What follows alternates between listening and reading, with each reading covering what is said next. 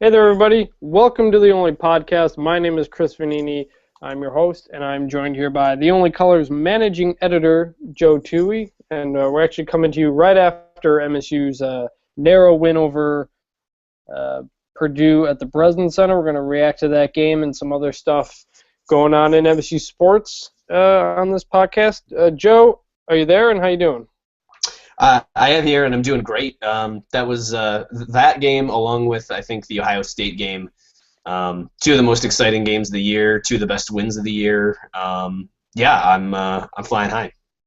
Yeah, that was an interesting game out of the Spartans. A final score of 72-66 should all but guarantee a spot in the NCAA tournament. They weren't quite on the bubble yet, but a loss here probably would have put them there with a game at Indiana to go. Before we get into the game itself, Joe, an update on the DEF CON on the DEF CON number in terms of MSU making the tournament. Are they good? Yeah, actually, that's a good point. I have not updated the BubbleCon officially, but yeah, that's a solid 5 now. Got to 20 wins, got to 11 wins in conference. Even with a loss against Indiana, you figure, and even a loss in the Big Ten tournament, that should be good enough. Going into this game, Lunardi had us as a 7 seed. Purdue was one of the last teams to have a bye into the field of 64 as an 11 seed. So you end up, with a win here, it would take a lot to fall what would end up being something like 20 spots, right? Seems really unlikely at this juncture. Plus, seems more likely that we'll end up with a relatively favorable matchup in that first Big Ten tournament game. So, yeah, huge win. I think it pretty much seals up that bid. Yeah, we'll hit the Big Ten tournament seedings and whatnot in a little bit. But back to the game. Most notably, Branden Dawson hit in the head on a rebound in the first half, did not return. Spartans found themselves down 28-19 in the first half. But then from that point on, they got a spark. They went on a big run. They took a lead, took a sizable lead midway through the second half. Couldn't quite close the door. Purdue kept chipping away the rest of the half. But it ends up with a 45-point second half of the Spartans, although a big chunk of that came at the free throw line. And that's 45 points against the number one most efficient defense in Big Ten play in Purdue. And for pretty much the first half, it was not hard to see why the Boilermakers, with their length, were giving MSU all sorts of trouble on the offensive side of the ball, although MSU's defense was playing pretty well. And then when Dawson went out and Valentine got hurt, you had a lineup of 2 true freshmen in Nairn and Clark, a walk-on in Colby Wallenman, a first-year transfer in Bryn Forbes, and Denzel Valentine and or Travis Trice in there. And it was that lineup that really kind of sparked things and got things going for the Spartans to turn it around in the second half. I mean, on the game itself, how it played out, Joe. What did you take away from the game? What stuck out to you? Well, it was odd in a lot of ways, and the four factors graph that Tim Connor tweeted out earlier was really interesting. One interesting thing is just how even the matchup on the boards was, even without Branden Dawson, which is a pretty major deal, right? To be able to match 2 7-footers on the boards there. So that was really a big deal. I mean, from just an eye perspective, the energy was incredible. I mean, between the crowd and Wallenman and Costello, and even guys like Clark seemed like they were playing significantly harder than usual. I mean, it was fun. It was one of the most fun games of the year, I would say. And the energy is definitely what stuck out. Being able to get out in transition and get some easy baskets. I like that Bryn Forbes was a little more aggressive in some of those transition situations where he got some layups, got to the line a little bit. And we haven't seen that as much from him. And it's something I think he can do pretty effectively, and was sort of necessary once other offensive options weren't able to play for however long. Yeah, getting out of running was big for them early because they were getting nothing in the first half for at least the first, I think, about 10 minutes of that game. I think they had one half court bucket, and that was a Trice drive as the shot clock was going down. But then things just kind of got rolling. They had a bevy of three-pointers, which is always the equalizer with this team. Ended up with an effective shooting percentage of 52.9 for the game. They went only 9 for 23 on three, but I know they missed a good chunk of them in one stretch there. It was Purdue, actually. Purdue stuck around because they went 10 for 21 at the three-point line. They were quite poor inside the arc, which is where they kind of make their living. And the story, there were two things that stuck out for me. One was Costello and Wallenman completely shut down A.J. Hammonds and also Isaac Haas inside. Hammonds went 3 for 12 shooting, 8 rebounds, got blocked a few times. Haas went 3 for 5 inside, only had 2 rebounds. It was those two really shut down Hammonds in a matchup that did not appear to be favorable at all to MSU in this game, and especially when you take out Dawson's rebounding ability. And there was a stretch in the second half where Purdue went with Haas and Hammonds in the game at the same time. They went with their 2 7-footers to try to take advantage of MSU's lack of depth. What they had left inside was Schilling dealing with foul trouble, and it didn't really do much. It was remarkable to see MSU's defense in that second half, other than Purdue hitting some crazy three-pointers down the stretch. And then offensively, Travis Trice, 27 points, game high, 9 for 16 from the floor, 3 for 6 from deep, and he could have had a 30-point game if he didn't go 6 for 12 at the free throw line. So Trice on offense and Wallenman and Costello on defense really stuck out to me. Yeah, absolutely. I think the interesting thing I thought that happened a little bit with Marvin Clark in the game for stretches was that there was a little more spacing on the floor, and I think that helped in some ways. With Clark and Wallenman in the game, there was no attempts to try to dump the ball into the post. And you saw that actually in the limited time that Dawson played. He only had 1 field goal attempt, which was one of those plays where he got the ball in the post and had a fall-away jumper. Yeah, he couldn't move anywhere in there. That's what I expected to happen all game, was that Dawson wouldn't be able to get much of a shot. And when he went out, he didn't. But like you said, it kind of opened up some space, actually, because they weren't even attempting to post anybody up. Well, they did attempt Costello when he was in there, but Schilling and Clark and Wallenman, there was no attempt at that. Yeah, and I think, too, it seemed like the Costello dumps were a little earlier in the game, and that made some sense to me, to try to get Hammonds and Haas into foul trouble, which ended up not happening. Actually, the guards are the guys who ended up getting in foul trouble. Both Raphael Davis and Dakota Mathias fouled out, as well as Octius having 4. So that was pretty interesting.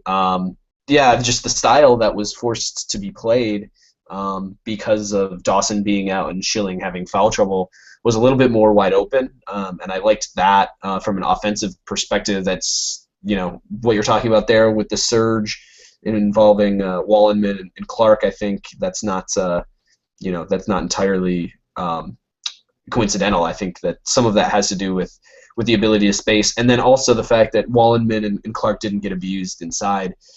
That stretch where Purdue put both Hammonds and Haas in the game, and Wallenman and Clark shut them down. There was that possession where ended up with a shot clock violation. It was just incredible. I didn't totally understand what was happening. And then offensively, same deal with Wallenman on one play, driving the lane and then dishing out to Clark for a 3-pointer in the corner. It was a weird game. That was some odd stuff to watch at times. Yeah, it was just it was one of those games that MSU seems to have every once in a while, where they kind of scrap for anything you can, and it worked. And there was a lineup in there on Twitter. I know it was brought up, that lineup of Wallenman, Clark, Nairn, Valentine, and Forbes was kind of a similar to the type of lineups Michigan's had to put out this year with all the injuries they had to deal with, especially when Valentine was out for a little bit there for MSU. But that lineup came through, and it was really remarkable to see the kind of defense Wallenman played on Hammonds, who I thought coming into this game was going to abuse MSU inside, but instead it was actually Stevens and Matthias, who combined to hit 9 3-pointers that basically kept Purdue in that game, especially late. They hit a number of them. And you had that stretch where MSU kind of really broke it open, but probably midway through the second half, but then we realized there was still a lot of time left. MSU missed a couple 3-pointers that could have really, really opened the lead, and then Purdue got it down to 5, but then MSU answered, and Costello gets that dunk that sends Gus Johnson to turn into Ric Flair and give one of his Gus-gasms. And then MSU was able to hold on and didn't do great at the free throw line down the stretch, but they did enough. And I'll just say it was great hearing Gus Johnson again. I know he did the Minnesota game, so he's had kind of 2 crazy games that he's done at MSU. He hasn't done a lot of college basketball this year, and every time March comes around, I get upset that he's not with CBS anymore doing the tournament for them, because that was always a good staple. But he had a couple good moments as always. Yeah, he stepped for the game. There'd be broken glass and blood everywhere, and he was half right. There was blood on the floor in this one, and there were bodies everywhere. Everybody was getting hit. Everybody was getting hurt. But yeah, so I got a question for you. So on Twitter, Alex Cook had the question of, would this be the Matt Costello game? And I don't think that Costello was dominant enough for this to be known as the Matt Costello game. I don't think it had Trice, had Trice gone 10 for 12 at the free throw line and ended up with 32 points, maybe we remember it as a Trice game.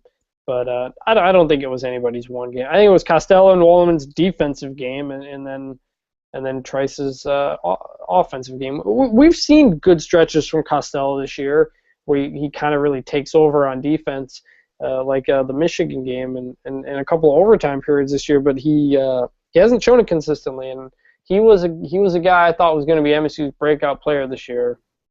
With Adrian Payne leaving, it was all set up for him to really be MSU's guys inside. Now that he's a junior, it kind of takes a few years for big men to get adjusted to Izzo's system and then kind of get trust in Izzo's system. And you saw him, he missed the 3-pointer, he took a long J and made it. He can make that shot, but Izzo will not let a big guy take a shot like that for a few years. That's why Payne kind of broke out toward the end of his career. And actually, that's why it's been kind of surprising to see Marvin Clark shoot so many threes this year. And part of me wonders if that's part of the reason he was seemingly in the doghouse a little bit earlier in the year. But no, I don't think it's a Costello game. Only if it turns into a Brandon Dawson-like stretch last year in the NCAA tournament where he goes on a tear. But right. I think it was a very good game for him. 4 for 8 from the field, 5 for 7 at the free throw line, 7 rebounds. A good offensive performance and a great defensive performance. I don't know how many blocks. How many blocks did he have? I think he had 4. 4 blocks. So, really good game. I don't think it's the game, but really good game for him. Yeah, I would agree. To me, well, the comparison I want to go back to is in that 2011 Big Ten tournament where MSU didn't necessarily need a win against Purdue, but a win against Purdue, and that was a good Purdue team that was for sure in the tournament. The MSU win against them in the Big Ten tournament assured an NCAA tournament berth. Keebler's exclamation point, and Gus was on the call for that one. Exactly, right? So this shades of that in a lot of ways. I mean, I don't think that this Purdue team is as quality, and I also don't think that this MSU team is as bad as that 2011 team was. But there are a lot of comparisons, including a walk-on having a major impact, like Wallenman had in this game. Mm-hmm. like Keebler did in that 2011 Big Ten tournament game. But I do wonder if, this will be one of the games of the entire season that I'll remember watching, right? 3, 4, 5 years from now. I think it will be. Yeah, this and probably the Ohio State game are two that I think will stand out. The feeling I got watching this one, it felt like a very poor man's version of the 2011 the 07 Wisconsin game when they were number one. Now, obviously, Purdue is not the number one team in the country coming in, but they were the number one defense coming in. They were 11-5 in the conference. And then when MSU lost Dawson and Valentine, I kind of got those vibes in that they were throwing anything they had to try to pull out a win, and they did. I kind of got and it basically wrapped up a tournament berth after the team was kind of maybe sliding a bit. I kind of got that sense in the scenario and kind of how the game played out, and kind of just throw everything at the wall and see what sticks. And it wrapped up a tournament berth, which would be 17 in a row, 18 in a row. Because Izzo missed his first 2 years. It's something. Because Izzo missed so I think, his it's first 18. year, so this would be 18 straight, which is remarkable. And I think kind of transitioning out of the game now, coming into the year, I think the biggest kind of goal, like at least from the outside, might have been just make the tournament. Just to keep the streak alive. No one really expected this team to be in the mix for the Big Ten championship. That was Wisconsin's heading away, and it's kind of how it played out. But simply making the tournament, because this is a team that is not that talented. Trice was a reserve guy last year. You lose Appling, Payne, and Gary Harris from last year's team, and you're just thinking if they can just make the tournament. I think this year has played out pretty much how I kind of expected it to. Some weird losses because of just kind of how the teams, they're just not that talented like a lot of recent MSU teams are. I don't think there's anybody on this team, at least that plays right now, that will be in the NBA. Dawson might get a chance, but I don't think he's going to. I don't think Valentine will. It was kind of a team made up of guys who are good in college basketball. It was lacking an NBA quality guy, which is kind of what drew people to the 07 team that basically jumped on Neitzel's back and got into the tournament. And that's kind of, I think, what was the expectation coming into this one, to kind of just do that. And that's what they've done. They jumped into the rankings like about a week ago after a few wins, but then they lose one. And I don't know, with how this year's played out, with where they're at, Joe, how does it kind of fit with what your expectations were? Yeah, I think you're spot on. I think it's exactly where we expected them to be. I expected to make the tournament. I thought that if a couple things had gone slightly differently, right? If Dawson had really developed a jumper like he had been rumored to, although he's been rumored to have developed a jumper like every summer for his entire career, or if Costello had the breakout season that you were expecting. I think he's been better this year than he was last year, but not a star by any means. Well, he's not a starter. He's behind Gavin Schilling, who hasn't even played that much basketball. Right. The guy who did break out, who I didn't expect to, was Trice. I thought he'd be a very good player. He was always an efficient. He had been an efficient player in his career, but his usage obviously was about to jump up big, and he's carried that. He's got a tremendous assist to turnover ratio. Today was 6 assists, 2 turnovers, and he scores a lot. He's got 27 today. The recent free throw stretch has been surprising, but on the year he's had some really good games and some really bad games. But he's clearly the leader of this team, and he's a guy who I think overachieved from what I expected, while Costello's a guy who underachieved. Everybody else probably what I expected. I think Valentine from 3-point range has been quite a bit better than I expected.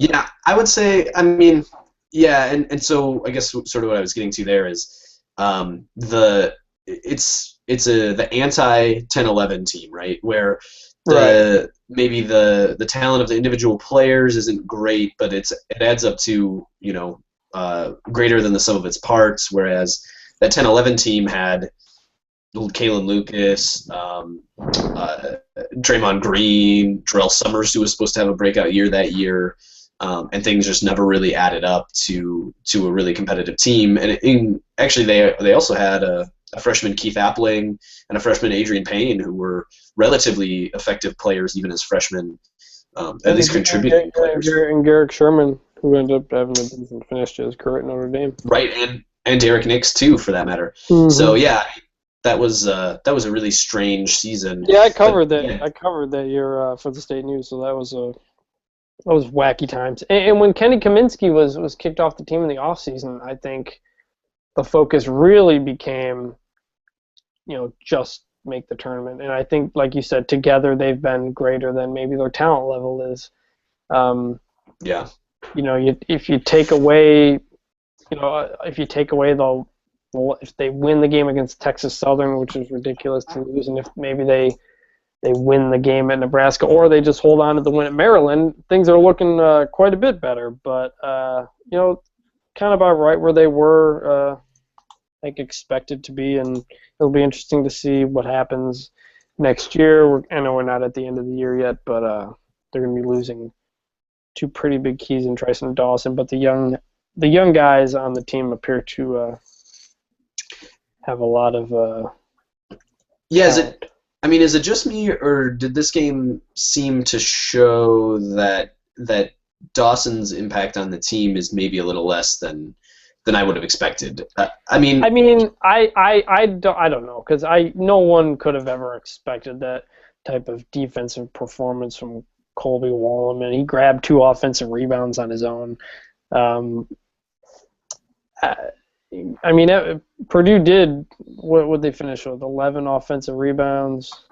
Yeah, they rebounded. They rebounded us. They had, I think, 8 or I think they had 8 or 7 in the first half. So it was really the second half where MSU kept them off the glass there. But I don't. That's what kind of made this game so surprising, is without Dawson against such a long, big team. MSU struggled against long, big teams all season, and then you take out Dawson, I didn't think MSU really was going to do much of anything concerning what they had done up to that point, but they did. So I don't know if it's maybe it's not the right word, but shows maybe Dawson's value is overstated, because I don't think that's the case. I think you just had guys like Wallerman and Costello both play perhaps their best game of the year in his absence. Yeah, I think that's possible too. That's definitely true. But I do think that the style of play that having Dawson as one of your 2 big men dictates is not ideal. Just the spacing of the floor, the fact that you only have a certain number of guys who can shoot from deep in situations like that. For a team that wants to get out and run and get easy baskets in that way. He's athletic enough to get up and down the floor, which is nice. There were a number of fast breaks where they had a 1-on-2 2-on-1 or 3-on-1, and it was where you expect the lob to Dawson, but he wasn't there, so you kind of had Forbes take it to the hoop a couple times. But it does change. But they maybe in this specific game where they weren't going to be able to do much inside, it helped to be able to space them out. But I think in most games they want to play inside, and I think I don't want the numbers. They went 9 for 23 from 3, and they also had a number of jumpers outside the paint. So I think they pretty much had to get all their scoring either at the free throw line or on jumpers. So I don't think it's a long-term solution. I think they just had a good game. I don't think it's a style that MSU wants to really play, because Dawson's a pretty good passer too.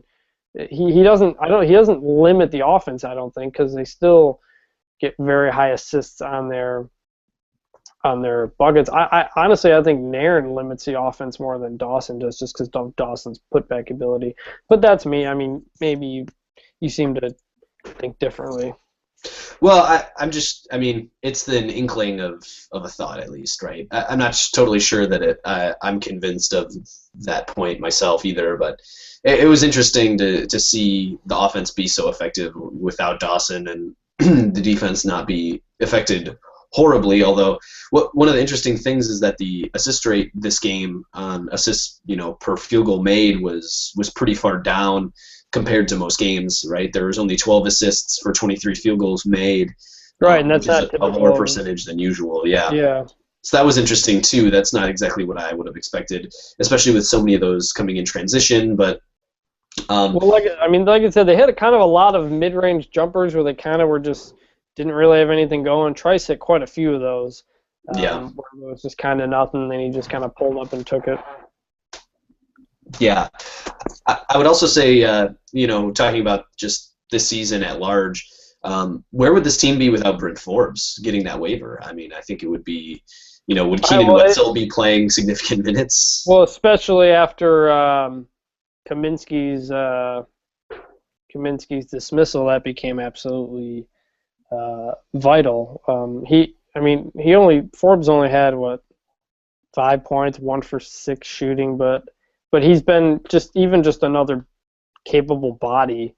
Frankly, if it wasn't Forbes, it'd probably be Alvin Ellis, honestly. Yeah, and that would be significantly worse. He hasn't done much this year, but in fairness to him, when you're always cold, he hasn't played a lot, and when you come in for just a couple of stretches, it's kind of hard to really get into a flow. He's a guy who a lot of people actually predicted to be a breakout guy, because when he was given the minutes last year, he made plays, at least offensively, but with Forbes in there and Nairn working the point, kind of takes away that need. But that's probably where they'd be. So yeah, not as good as where they are, obviously. Yeah. So yeah, I think from a high level program perspective, this is basically everything you could have hoped to get out of this season, right? It's definitely making the tournament, got a sweep of Michigan out of it, and positioning ourselves potentially for a halfway decent run. Do you think that that this MSU team could get up to a 6 seed? Because that to me seems like it would be sort of an ideal situation. Depends where that Big Ten tournament seed is, which kind of actually was going to be my next point. If they beat Sure. Indiana, they've got a double bye. If they lose, according to our Spartan Dan, if MSU loses, any 2 losses by Iowa, Ohio State, or Purdue would give MSU the double bye, because MSU has the tiebreaker on all of those teams. They went 1-0 against Iowa, 1-0 against Ohio State, and 1-0 against Purdue. Mm-hmm. So they've got the tiebreaker there. And if you get in, so now not only getting the double bye, but they need to get to the 3 spot, because that would avoid Wisconsin until the game. So if they're able to get into the 3, they could position themselves for a Big Ten tournament run, which could move them up to possibly a 6 seed. Honestly, being a 6 would probably be better than being a 5. Oh, I agree completely. Because of who the 1 seeds are.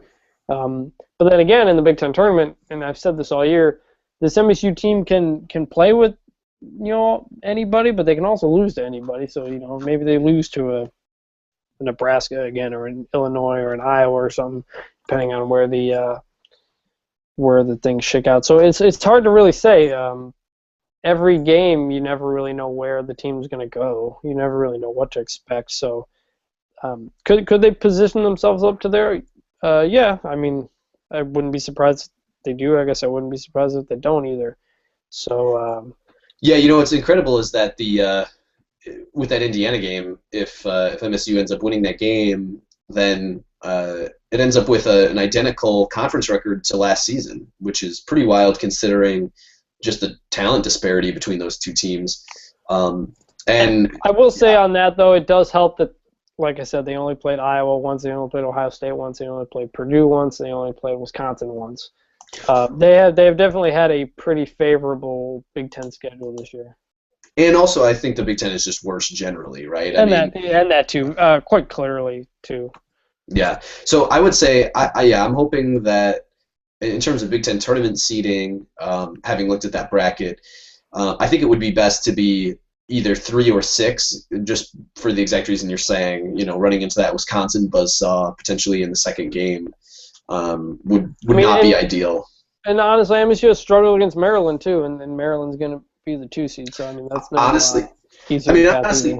I'd significantly prefer to play Maryland. I think Maryland's a little overrated given they have been, but they've got that length that has really given MSU fits this year. I know MSU probably should have won that game at Breslin if they if they foul at the end or something, but they've given MSU's offense some great trouble this year.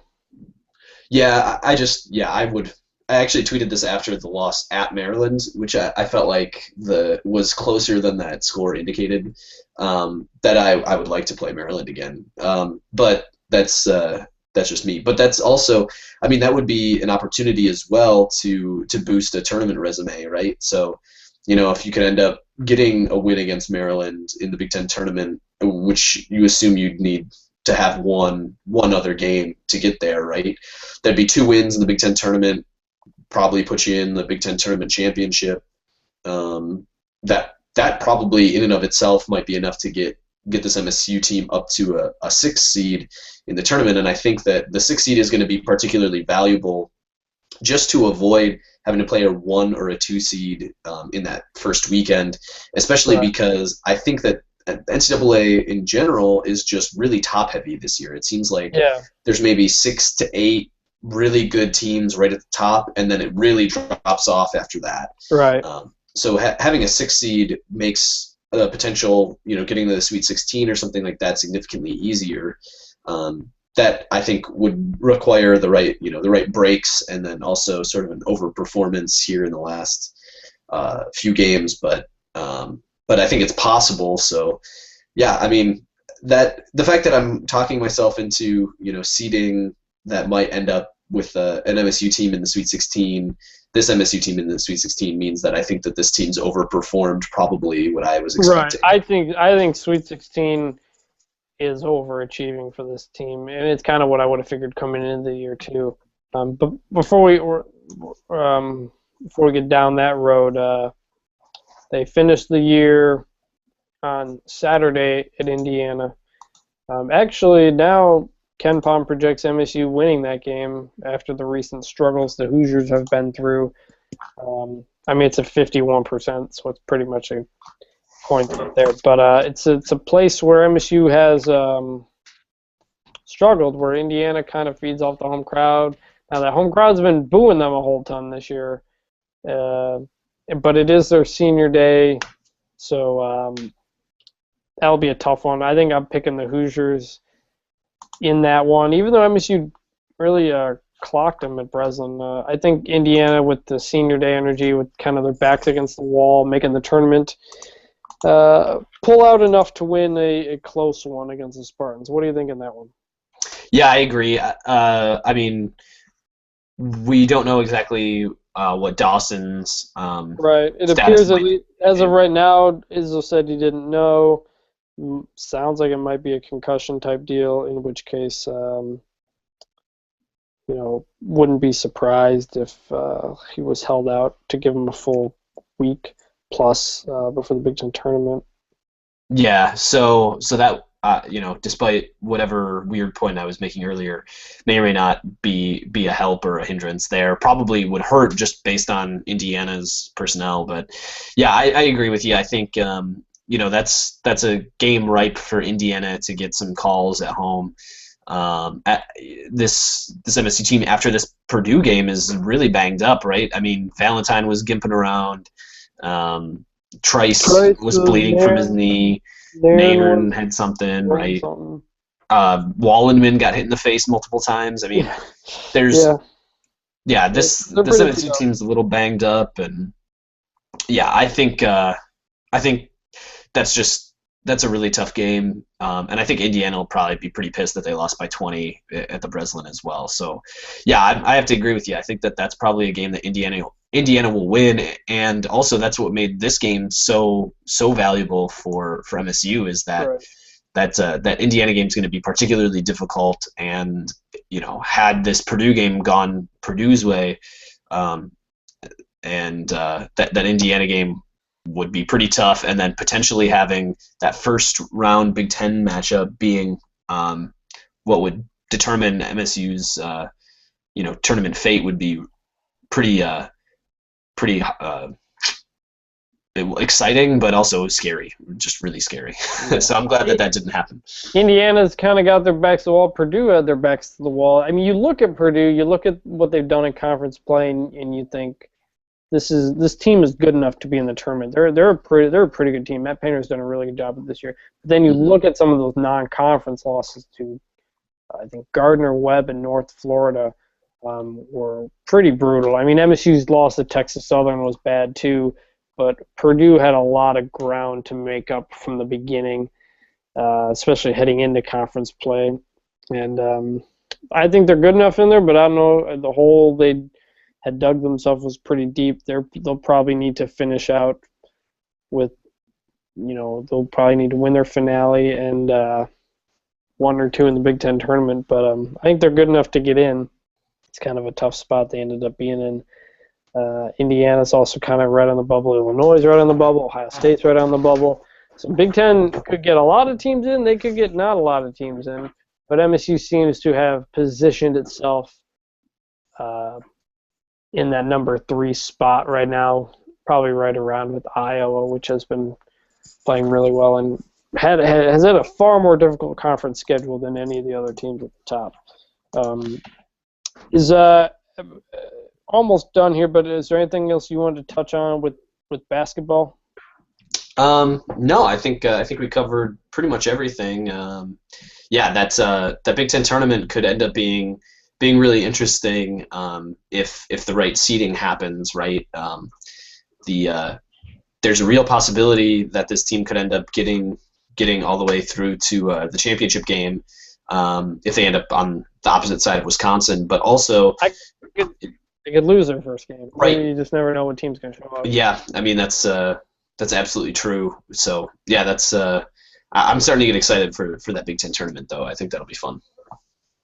I'll say I hate it being in Chicago though, and I just say this because Indianapolis is just the absolute perfect big event city. I love when it's in Indianapolis. You can walk everywhere. The arena's great. Everything's right there for you. Chicago's all spread out. It's a big city. When the Big Ten tournament's in Indy, it takes over that city, and it's really cool. You got the different schools got assigned to different bars, and it's just great. And I'm annoyed that they're rotating with Chicago. It's even more annoying that they're rotating it to D.C. and New York City in the future. But, I mean, I understand why they do these things. I just think Indianapolis is a great city for that, and I just wanted to give a shout-out to the city of Indianapolis for that. So. Yeah, I've enjoyed it too. So that'll do things for basketball. Touch on a couple other things here. Football, they opened spring practice, I think, on the 24th. Not much news in terms of that, except for today, Wednesday. Wide receiver McGarrett Kings Jr. arrested for the second time within 12 months. He has been charged with drunken and disorderly conduct and obstructing, resisting, hindering, or assaulting a police officer. According to the Detroit Free Press, it's his second alcohol-related incident. Last year, he got a drunken driving charge and basically missed all of spring practice. It will be interesting to see how this is handled. Mark D'Antonio said in a release that it will be handled internally.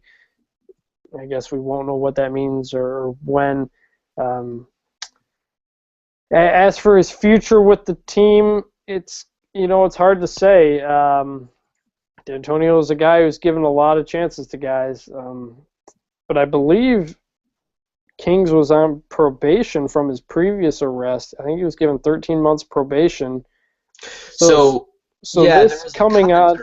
There was a commenter on TOC. Sorry to interrupt you. No, there was a commenter on TOC that suggested that his probation got cut short. That it ended in December.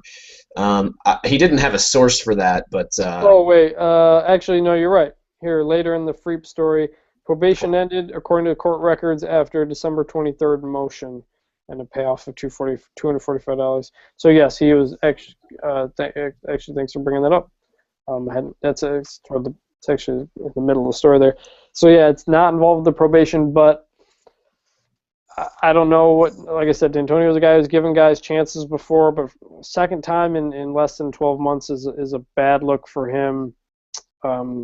I'm not quite sure what entailed this deal with the police officer, but the previous crime wasn't necessarily a violent crime, so it's not a Glenn Winston situation. But it'll be. Don't really know what's going to happen. I know we kind of brought this up. I forgot. It was. It was with Dan Kilbridge when I was doing the Spartan Tailgate podcast. We actually talked about Kings last year when he got arrested and kind of what his future was. I know a lot of people seem to think he'll be gone. I'm not sure. My guess is he won't be won't be kicked off the team. It's just my guess based on D'Antonio's kind of track record, but I imagine some hefty punishment would come because he'll actually be the leading returning receiver. He'll be a senior next year with Lippett and Mumphrey gone, but where he fits into the team I don't think is as important right now as what seems to be some issues with alcohol and issues with the law, so we'll see how that plays out. Joe, you have any thoughts on that? It's really too bad that he had a second offense there, and really that's the major story. I think there was enough. So yeah, if he ends up not coming back, it's 3 out of the top 4 receivers from last year are gone. So that's kind of. AJ Troop showed some flashes last year. RJ Shelton is going to be playing one way or another. There's a lot of guys who could potentially play. But you never know with some receivers and building rapport with the quarterback. I mean, if you look at 2012, there was a whole new crew of receivers, and that ended up not working out so well, although there were other factors in there too. So, yeah, I mean, I don't think it's going to have a major effect on this MSU team, but we'll see. We'll see exactly what D'Antonio ends up doing there. Yeah, so MSU opens spring in about three weeks. I don't know if he's meeting with the media beforehand or not, but I imagine it'll be brought up, and I imagine he'll say it's going to be handled internally, and I imagine we won't get much of an answer for quite a while, unless he's kicked off the team, in which case I think they might announce that. That's that for football. I'm going to finish things up here real quick with hockey. The Spartans are sitting in 3rd place in the Big Ten right now, 5 points behind first place Michigan, 2 points behind second place Minnesota. Last week, MSU went to Minnesota and pulled out a split. They lost 5-3 on Friday after taking a 3-0 lead in the first period, but they bounced back with a 4-2 win on Saturday to bring back the Honeycrisp Trophy to the only colors. So TOC's got the Honeycrisp back, and probably will have it for quite a while until the Big Ten baseball season happens, unless I guess there's some Big Ten basketball and hockey tournaments where they could exchange it. But MSU lost it on that Friday with the basketball game. Minnesota kept it after the hockey game, and then MSU got it back after the hockey game. So it's a very important fake trophy. Everybody at the TOC community should be happy that we have our tinfoil apples back. Spartans, 4 games left on the season. They host Wisconsin this week for 2 games at Munn. 2 weeks ago, they went to Madison and split. Wisconsin's been pretty bad this year.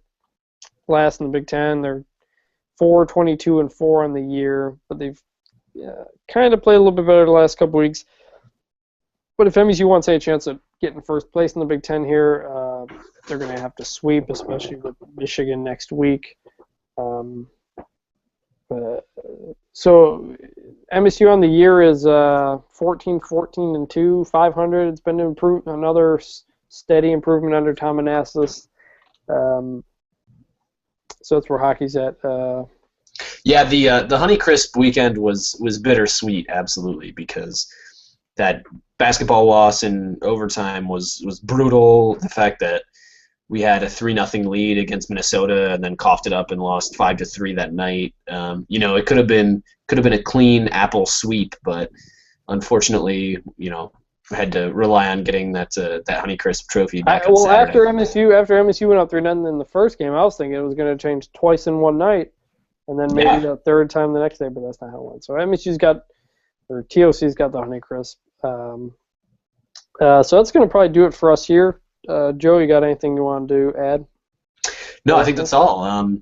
One thing is Spartan Dan updated some tables for the 3 to 6 seeds in the Big Ten, and that's where it looks like MSU is going to end up.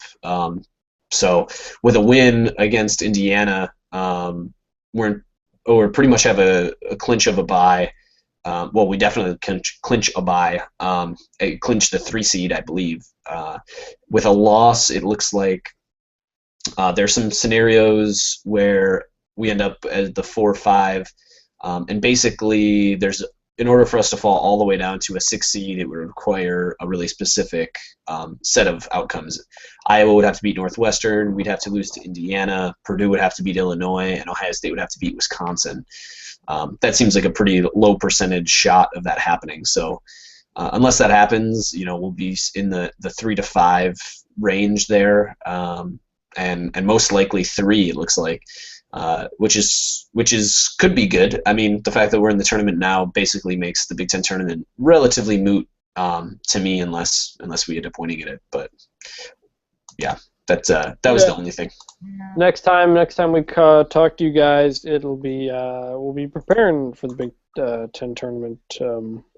Not sure yet what day MSU will play, but check out Spartan Dan's scenario tables. They're just remarkable. It's so much good stuff in there, and every year kind of gets spread around to some of the major news organizations who look at it, because he does a really good job with it, and a lot of good stuff on TOC. You should check that out. Follow on Twitter at The Only Colors, and on Facebook you can follow me on Twitter at Chris Vannini, and Joe at Jobin, number 2 letter E. So that's going to do it for us. Thank you very much for listening to The Only Podcast, and we will talk to you guys next week. See you.